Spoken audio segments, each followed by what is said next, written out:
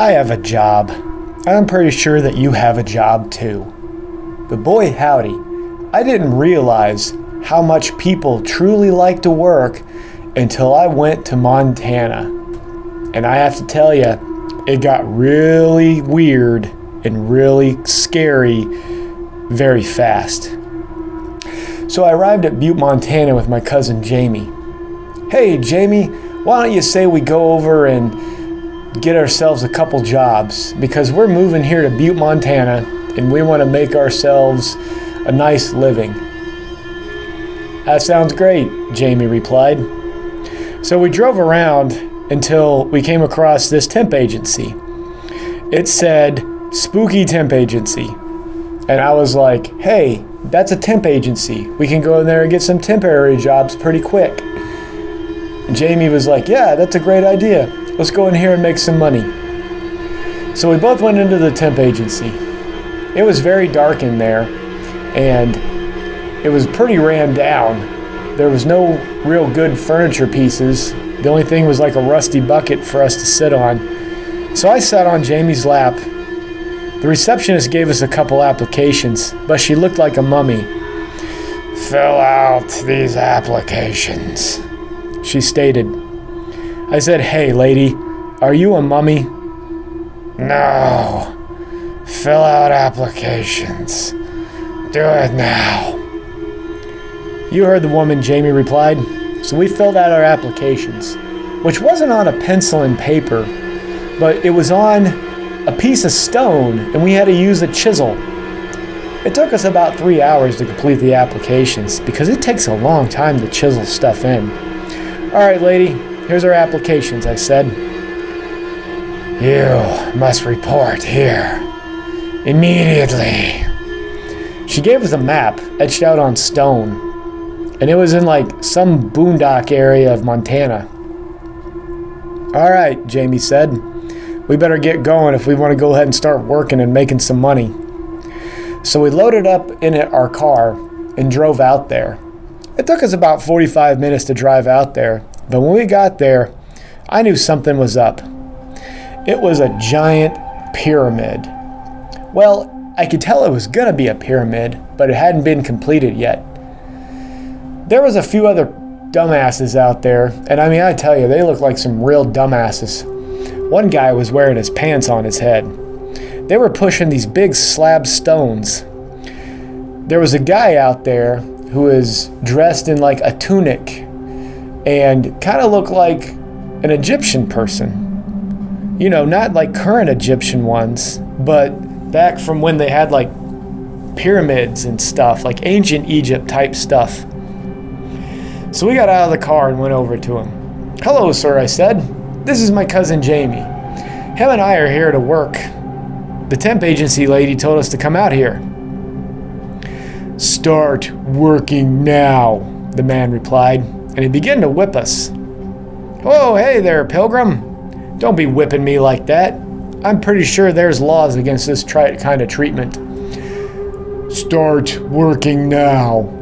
This is America, and you need to work immediately. Okay, well that's fine. So what kind of work are we doing? Push this stone slab to top of pyramid, he replied. All right. So Jamie and I rolled up our sleeves and we began pushing. The pantsless guy came over to talk to us. Hey man, what's going on, man? You here to do some work, man? Yes, we're trying to do some work because we need some goddamn money. Oh, you might as well forget about that. They don't pay you. They just made you to work. What? They don't pay us, Jamie said. Well, I'm going to go talk to this guy about it. He quit pushing the stone slab and went over to the guy, the foreman guy, was like, hey man, I heard we don't get paid. Is that true? Continue working, he said, and he started whipping Jamie. Jamie came back over and started pushing the stone with us. It took us about several hours, but we got the stone up there. Then Jamie looked over at me and said, Jesus, this really sucks. All they want us to do is work here. Who in their right mind would think that you could just work all the time and it's gonna make everything okay? I mean, they're not even paying us any money. What a load of crap, I said. Let's go down and talk to that guy and give him a load of our mind. As soon as we came down off the pyramid, the guy with the pants on his head said, nah, man, you better not leave him alone, man. This is America, and, we got to work. We got to work at least like 100 hours this week. 100 hours?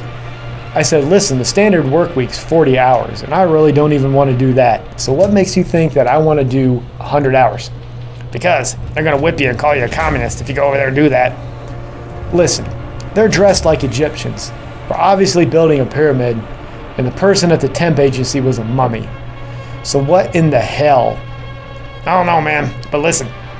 If we don't start pushing, they're going to start whipping, calling us communists, calling us Chinese communists. So we better go ahead and start doing this because I don't know about you guys. I'm a good, full-blooded, methed-out American. And that's why I got my pants on my head. See what I got? I got a motherfucking pair of pants on my head, man. Isn't that really cool? I got a motherfucking pair of pants on my head. So start getting to it if you know what's good for you. Jamie, I said, we got to quit listening to this methed-out guy. I agree, he said. So we went over there to the foreman guy, said, listen, buddy, we're not going to do no more of this work, okay? We're not going to get paid for it, and I don't know what you guys are building, a pyramid here in the middle of Montana, but this is some crap, okay? Start working harder, you communist. That really hurt my feelings. I knew damn well I was a real American and not some kind of communist from China or other communist countries that exist throughout the world. So I better get to working. So I was like, come on, Jamie, we got to go back to work. Nah, man, I ain't going back there. Listen, they're not wanting to pay us. All they're doing is calling us communist. I think I can live with that. I'm getting out of here. Jamie made a run for it. You communist, the foreman said after him and started whipping in his general direction. Jamie got in the car and took off. I was a little sad for Jamie because I knew damn well that he was going to be a communist now. He was going to never shake that, and he was going to have to die knowing that he was a dirty commie instead of doing hours upon hours of unpaid labor like a real American does. I joined the methed out guy again, whose name was Steve. And I'm like, I'm here to work, Steve. I ain't no communist. I'll tell you what, I'm going to do 120 hours this week. All right, man, that's good, man. That's why I smoke a lot of meth, because I got to be able to work. He looked like he was 73 years old, but Steve told me, hey, man, I want to tell you, I'm 36. Wow, I thought. But at least one thing I knew, when Steve died from exhaustion from overworking and lots of methamphetamine use, that he was actually going to be a good, wholesome American, and they will lower him into the ground like that. I began working, and before you know it, hours, days, weeks had passed. Sometimes they would let us go to sleep, only to wake us up an hour later to sleep, or to start whipping us, telling us we needed to work harder. I happened to agree with this. Finally, we completed the pyramid, and the mummy from the temp agency came back. Job complete. Go back to temp agency for other assignment. This is now my burial. Another assignment? But you're the temp agency lady. How are you going to get us another job? You take over, temp agency. Build yourself grave. Get people to open it and dig it and build it, whatever it is. Sarcophagus, Viking funeral, pyramid, cremation, it doesn't matter. You work there until you die, because this is America. In America, you have to work all the time. Okay. So I got in the car with Steve, because Steve drove, because Jamie took the other car and drove off like a commie. And we went back to the temp agency. And there we recruited other people to build us graves, because this is how this system works. You basically work, and then you die. You go to work, then you die. Day in and day out. And you need to work more. More hours, for less pay. Because that's just how things are. You gotta go to work. All day, every day. God bless America. Thank you, bitches.